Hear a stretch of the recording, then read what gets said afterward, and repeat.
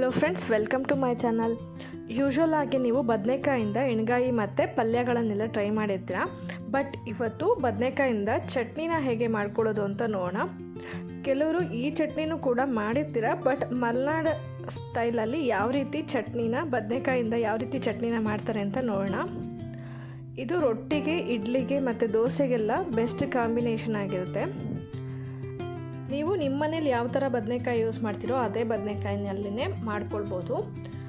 ಇದಕ್ಕೆ ಬೇಕಾಗಿರುವಂಥ ಇಂಗ್ರೀಡಿಯೆಂಟ್ಸ್ ಬಂದುಬಿಟ್ಟು ಹಸಿಮೆಣಸಿನ್ಕಾಯಿ, ಬೆಳ್ಳುಳ್ಳಿ, ಕೊತ್ತಂಬರಿ ಸೊಪ್ಪು ಮತ್ತು ಬದನೆಕಾಯಿ. ನಾನು ಬದನೆಕಾಯಿ ಮತ್ತು ಹಸಿಮೆಣಸಿನ್ಕಾಯಿನ ಸುಟ್ಬಿಟ್ಟು ಈ ರೀತಿ ಗ್ರಿಲ್ ಮಾಡಿಬಿಟ್ಟು ಇಟ್ಕೊಂಡಿದ್ದೀನಿ. ಈಗ ಎಲ್ಲ ಇಂಗ್ರೀಡಿಯೆಂಟ್ಸ್ನು ಮಿಕ್ಸಿ ಜಾರ್ನಲ್ಲಿ ಹಾಕಿಬಿಟ್ಟು ಚೆನ್ನಾಗಿ ಬ್ಲೆಂಡ್ ಮಾಡಬೇಕು. ಮೊದಲು ಬೆಳ್ಳುಳ್ಳಿ, ಹಸಿಮೆಣಸಿನ್ಕಾಯಿ ಮತ್ತು ಕೊತ್ತಂಬರಿ ಸೊಪ್ಪು, ಸ್ವಲ್ಪ ಉಪ್ಪನ್ನು ಹಾಕಿಬಿಟ್ಟು ಗ್ರೈಂಡ್ ಮಾಡ್ಕೊಳ್ಬೇಕು. ಅದು ಸ್ವಲ್ಪ ಪೇಸ್ಟ್ ಆದ ನಂತರ ನೋಡಿ, ಸ್ವಲ್ಪ ನುಣ್ಣಗಾದ ನಂತರ ಬದನೆಕಾಯಿನ ಸಿಪ್ಪೆ ಸುಲಿದ್ಬಿಟ್ಟು ಈ ರೀತಿ ಸುಟ್ಟಿರುವಂಥ ಬದನೆಕಾಯಿ ಸಿಪ್ಪೆನ ತೆಗೆದುಬಿಟ್ಟು ಇದಕ್ಕೆ ಆ್ಯಡ್ ಮಾಡಿಬಿಟ್ಟು ಚೆನ್ನಾಗಿ ಬ್ಲೆಂಡ್ ಮಾಡಿಕೊಂಡ್ರೆ ಚಟ್ನಿ ರೆಡಿ ಆಗುತ್ತೆ. ನೋಡಿ, ಅದಕ್ಕೆ ನಾನು ಈರುಳ್ಳಿನ ಕೂಡ, ಹಸಿ ಈರುಳ್ಳಿನ ಕೂಡ ಮೇಲೆ ಈ ರೀತಿ ಕಟ್ ಮಾಡಿ ಹಾಕಿಬಿಟ್ಟು ಗಾರ್ನಿಷ್ ಮಾಡ್ತಾಯಿದ್ದೀನಿ. ಚಟ್ನಿ ತಿನ್ನುವಾಗ ಮಧ್ಯದಲ್ಲಿ ಈ ಥರ ಹಸಿ ಈರುಳ್ಳಿ ಸಿಕ್ಕಿದ್ರೆ ಅದ್ರ ಟೇಸ್ಟ್ ತುಂಬಾ ಚೆನ್ನಾಗಿರುತ್ತೆ. ಸೊ ಈ ರೀತಿ ಈರುಳ್ಳಿನ ಕಟ್ ಮಾಡಿ ನೀವು ಆ್ಯಡ್ ಮಾಡ್ಕೊಳ್ಬೋದು. ಬದನೆಕಾಯಲ್ಲಿ ಕೂಡ ಆ್ಯಂಟಿ ಆಕ್ಸಿಡೆಂಟ್ಸ್ ಎಲ್ಲ ತುಂಬಾ ರಿಚ್ ಆಗಿರುತ್ತೆ. ಫೈಬರ್ ಮತ್ತು ವೆಯ್ಟ್ ಮ್ಯಾನೇಜ್ಮೆಂಟಿಗೂ ಇದು ತುಂಬಾ ಒಳ್ಳೆಯದು.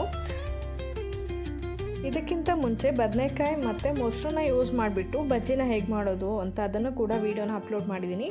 ಮತ್ತು ಬದನೆಕಾಯಿ ಎಣ್ಗಾಯನ್ನು ಕೂಡ ಯಾವ ರೀತಿ ಮಾಡಬೇಕು ಅನ್ನೋ ವೀಡಿಯೋನ ಕೂಡ ಅಪ್ಲೋಡ್ ಮಾಡಿದ್ದೀನಿ. ನೀವು ಡಿಸ್ಕ್ರಿಪ್ಷನಲ್ಲಿ ಒಂದ್ಸರಿ ಲಿಂಕನ್ನು ಚೆಕ್ ಮಾಡ್ಬೋದು. ರೊಟ್ಟಿಗೆ ಬದನೆಕಾಯಿ ಬಜ್ಜಿ ಮತ್ತು ಎಣ್ಗಾಯಿನೂ ಕೂಡ ಬೆಸ್ಟ್ ಸೈಡ್ ಡಿಶ್ ಆಗಿರುತ್ತೆ ಅಂತಲೇ ಹೇಳ್ಬೋದು. ನಾನು ಈಗ ಬದನೆಕಾಯಿ ಚಟ್ನಿನ ರೊಟ್ಟಿ ಜೊತೆ ಸರ್ವ್ ಮಾಡ್ತಾಯಿದ್ದೀನಿ. ನೀವು ಚಟ್ನಿಗೆ ಸ್ವಲ್ಪ ತುಪ್ಪ ಅಥವಾ ಕೊಬ್ಬರಿ ಎಣ್ಣೆನ ಕೂಡ ಆ್ಯಡ್ ಮಾಡಿಬಿಟ್ಟು ಸರ್ವ್ ಮಾಡ್ಬೋದು. ತುಂಬಾ ಟೇಸ್ಟಿಯಾಗಿರುತ್ತೆ. ಅದು ತುಪ್ಪ ಅಥವಾ ಎಣ್ಣೆ ಹಾಕೋದ್ರಿಂದ ಚಟ್ನಿ ಟೇಸ್ಟ್ ಕೂಡ ಎನ್ಹ್ಯಾನ್ಸ್ ಆಗುತ್ತೆ ಅಂತ ಹೇಳ್ಬೋದು. ನೀವು ಕೂಡ ಇದೇ ಮೆಥಡ್ನಲ್ಲಿ ಒಂದ್ಸರಿ ಟ್ರೈ ಮಾಡಿ. ರೆಸಿಪಿ ಹೇಗೆ ಬಂತು ಅಂತ ಕಮೆಂಟ್ ಬಾಕ್ಸಲ್ಲಿ ಕಮೆಂಟ್ ಮಾಡಿ ತಿಳಿಸಿ. ರೆಸಿಪಿ ಇಷ್ಟ ಆದರೆ ಲೈಕ್ ಮತ್ತು ಶೇರ್ ಕೂಡ ಮಾಡಿ. ಯಾರೆಲ್ಲ ಇನ್ನೂ ಸಬ್ಸ್ಕ್ರೈಬ್ ಆಗದೆ ನೋಡ್ತಾ ಇದ್ದೀರೋ ದಯವಿಟ್ಟು ಸಬ್ಸ್ಕ್ರೈಬ್ ಮಾಡ್ಕೊಂಡು ನೋಡಿ. Thank you for watching.